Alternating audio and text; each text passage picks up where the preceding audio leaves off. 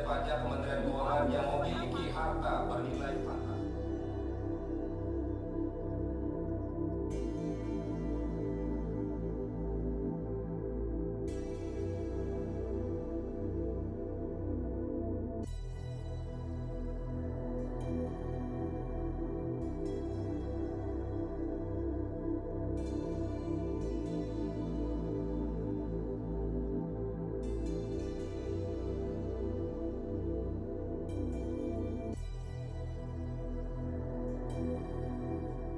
Pak Mahfud buka, supaya buka sejelas-jelasnya. Apa yang Bapak sampaikan itu tidak menjadi pertanyaan atau spekulasi atau analisa di publik.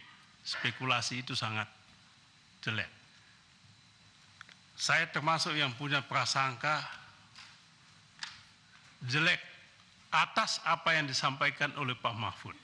Sehingga secara terbuka saya mengatakan, apabila Pak Mahfud tidak menjelaskan ini secara lengkap, maka saya menengarai Pak Mahfud punya motif politik. Sekali lagi, apabila tidak ada penjelasan terbuka soal ini, jadi bukan judgement yang sifatnya final, hipotetik, apa yang saya sampaikan. Apalagi setelah Ibu Sri Mulyani menyampaikan juga secara terbuka bantahan atas apa yang Pak Mahfud sampaikan. Maka rakyat bingung, jangankan publik bingung. Kami yang anggota Dewan ini, apalagi oposisi Pak Mahfud, bingung juga.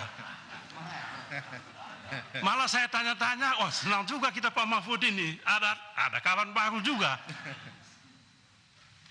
Apakah Pak Mahfud sudah menjadi bagian dari oposisi pemerintahan?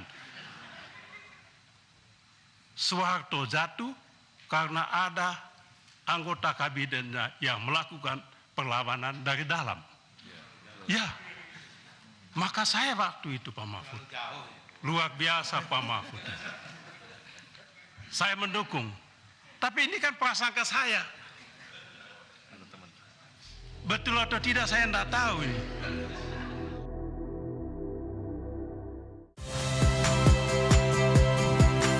Saya Ihsan Sitorus. Saksikan program-program Kompas TV melalui siaran digital, pay TV dan media streaming lainnya. Kompas TV, independen, terpercaya.